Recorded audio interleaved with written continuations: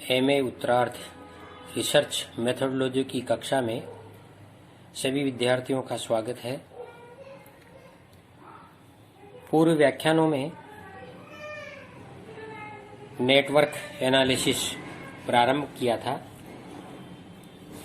और उसमें network analysis का पहला जो विधि थी, पहली विधि वो आपको बताई थी, जिसमें किसी भी यातायात मार्ग जाल को हम किस तरह से एनालिसिस करते हैं, विश्लेषण करते हैं। पहली विधि थी कनेक्टिविटी इन ग्राफ, यानी ग्राफ के माध्यम से किस तरह से नोडल केंद्र मार्गों के द्वारा कनेक्ट हैं। प्रथम स्थिति, द्वितीय स्थिति, तृतीय स्थिति करके हमने एक टेबल के द्वारा बताया था कि किस तरह से एक मार्ग से दूसरे मार्ग में किस प्रकार के मार्गों से एक केंद्र कितने मार्गों से संबद्ध है, उनको एक टेबल में रखकर उनका एवरेज ज्ञात कर लेते हैं और एवरेज के आधार पर इन विश्लेषण निकालते हैं कि नेटवर्क पुअर है या सिंपल है या कॉम्प्लेक्स है, यानी बहुत विकसित है। आज इस व्याख्यान में हम दूसरी विधि लेते हैं, साइक्लोमेटिक अंक, साइक्लोमेटिक नंबर। ये निर्देशांक किसी मार्ग जाल के विलग तत्वों तथा उनके व्यास के तुलनात्मक स्वरूप को प्रस्तुत करता है। इसे निम्न सूत्र से ज्ञात करते हैं।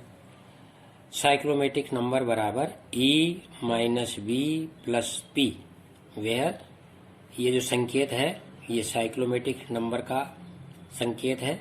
E बराबर है मार्गों की संख्या, V का मतलब है बिंदुओं की संख्या और P है असंबद्ध ग्राफों की संख्या, यानी कितने ग्राफ से वो संबद्ध है या असंबद्ध है उसको व्यक्त करता है। इसके लिए एक एग्जांपल लेते हैं हम। जैसे ये तीन स्थितियां बताई गई, ये तीन प्रकार के ये ग्राफ है। एक नेटवर्क ऐसा है जिसमें 6 केंद्र हैं, ये 6 शहर हैं, 6 केंद्र हैं, 6 सेटलमेंट हैं, उनको मार्गों से इस प्रकार जोड़ा गया है। 2 मार्ग जाल हैं इसमें। एक मार्ग जाल ये 2 केंद्रों को जोड़ता है, एक मार्ग जाल 4 केंद्रों को जोड़ता है। यहाँ ई के मतलब यानी मार्गों की संख्या कुल कितनी होगी? 4। कैसे हुई 4? 1, 2, 3 और ये 4। इस 6 केंद्रों को 4 मार्गों के द्वारा संबद्ध किया हुआ है। 2 केंद्र यहाँ है, जो एक मार्ग यहाँ हो गया, 2 केंद्रों के बीच में एक मार्ग हो गया 2 केंद्रों के बीच एक मार्ग हो गया 3 और एक मार्ग ये 4। तो 4 मार्ग हैं और केंद्र कितने हैं? बिंदुओं की संख्या यानी सेटलमेंट की संख्या मान लो या केंद्र मान लो, ये 6 हो गए। 2, 3, 5, 1, 6। और P का मतलब ग्राफ जाल कितने हैं? 2 हैं, एक ये और एक 2। सूत्र में रखने पर E minus V plus P, तो साइक्लोमेटिक नंबर हो गया 4 माइनस 6 प्लस 2। 6 तो ये माइनस के और 6 प्लस के तो बराबर 0, इसका मान 0 आया। दूसरे मार्ग जाल में हमने इसमें 7 केंद्र हैं, ये 7 केंद्रों को एक ही मार्ग जाल से हमने संबद्ध करके उदाहरण लिया है, यानी ये वृक्षनुमा मार्ग जाल कहलाएगा। ये असंबद्ध मार्ग जाल है क्योंकि 2 अलग अलग मार्ग जाल है, इनको एक दूसरे से संबद्ध नहीं है, कॉम्प्लेक्स नहीं, इसलिए ये असंबद्ध मार्ग जाल कहलाता है। और ये वृक्षनुमा मार्ग जाल है, इसमें केंद्र है 7, मार्ग है 6, 1, 2, 3, 4, 5 और 6, ये 6 मार्ग हैं। और असंबद्ध ग्राफों की संख्या यानी एक ही है, पूरा ही एक कॉम्प्लेक्स है, इसलिए P बराबर 1। तो साइक्लोमेटिक नंबर बराबर E minus V plus P, 6 minus 7 plus 1। तो 6 तो प्लस के और एक प्लस का 7 और 7 माइनस के बराबर 0, इसका मान भी 0 आ गया। अब तीसरा उदाहरण है C में एक ही मार्ग जाल से संबद्ध किया हुआ है पर सब केंद्र एक दूसरे से संबद्ध हैं। तो कितने मार्ग जाल हो गए इसमें? 1, 2, 3, 4, 5, 6, 7 और 8।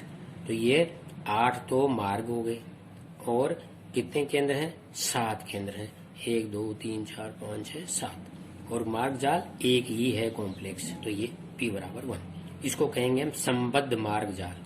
ये तो असंबद्ध था, ये वृक्षनुमा था और ये बिल्कुल कॉम्प्लेक्स है, संबद्ध। अब इसके साइक्लोमेटिक नंबर ज्ञात करेंगे तो 8 माइनस 7 प्लस 1 8 और 1 प्लस का 9, 9 में से 7 गए तो 2, इसका मान 2 आया। अब क्या है, निष्कर्ष क्या निकलते हैं, रिजल्ट क्या आता है?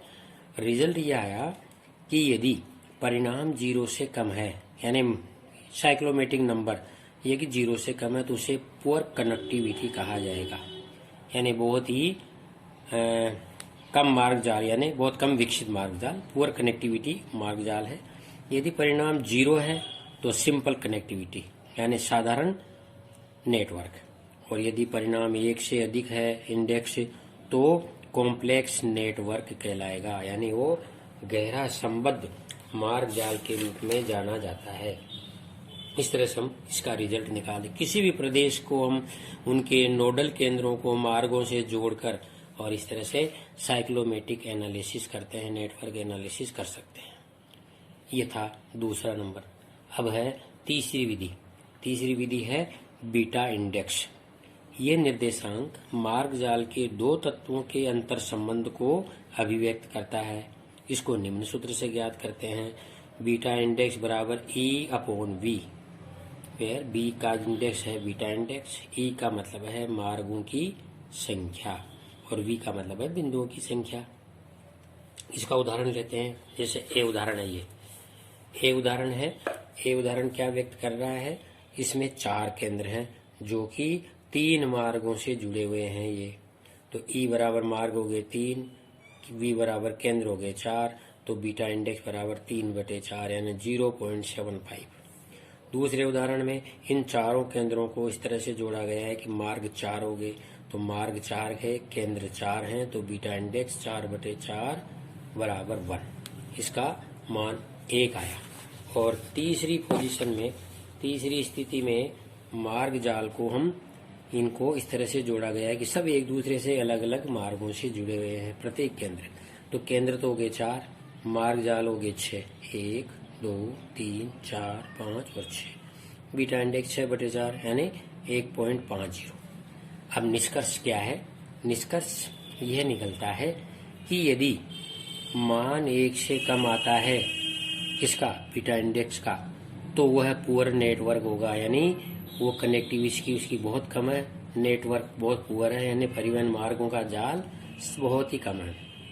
यदि मान 1 के आसपास आता है तो सिंपल नेटवर्क कहलाएगा, यानी साधारण परिवहन जाल, और यदि मान 1 से अधिक आता है तो कॉम्प्लेक्स नेटवर्क यानी विकसित मार्ग जाल कहलाएगा।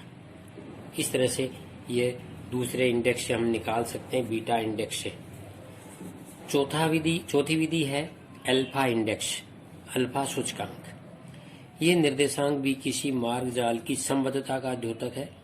इसे निम्न सूत्र से ज्ञात किया जाता है, अल्फा इंडेक्स बराबर U अपॉन 2V-5, और U का मान क्या है, U E-V+P, यानी शुरू में जो अपन ने साइक्लोमेटिक नंबर ज्ञात किए थे वही ये साइक्लोमेटिक नंबर हैं U का मान। तो साइक्लोमेटिक नंबर U तो इससे ज्ञात कर लेते हैं, फिर इसको सूत्र में मान रखकर हम जो है अल्फा इंडेक्स निकालते हैं। यहाँ एक एग्जाम्पल लेते हैं। पहला एग्जाम्पल है, ये 4 केंद्र हैं, उनको अपन ने अलग अलग मार्गों से जोड़ रखा है। यहाँ चारों केंद्रों को केवल एक सिंपल मार्ग से जोड़ा हुआ है, तो यहाँ केंद्र तो हो गए 4, मार्ग हो गए 6। देखिए 1 2 3 4 5 6, और ये मार्ग जाल है 1।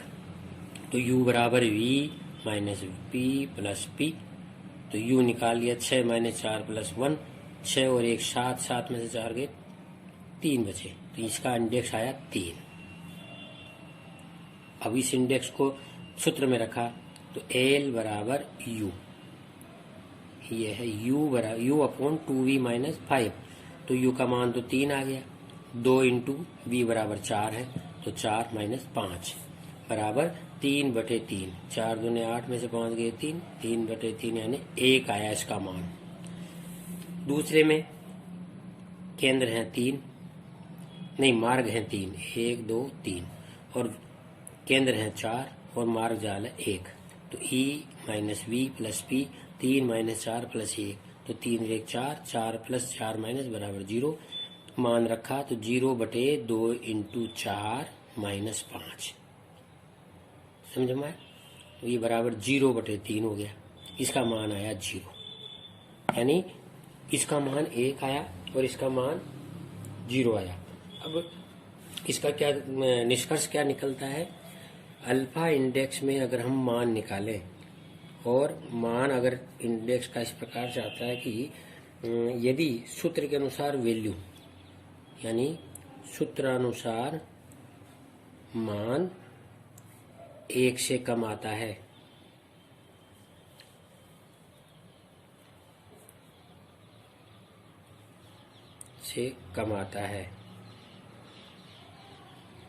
तो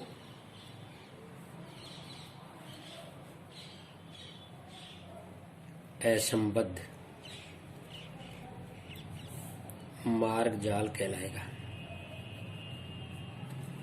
और यदि सूत्रानुसार मान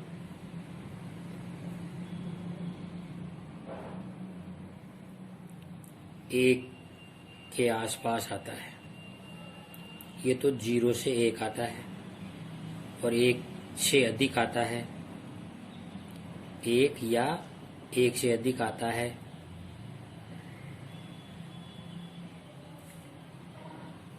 जीरो से 0.9, 1 या 1 से अधिक आता है तो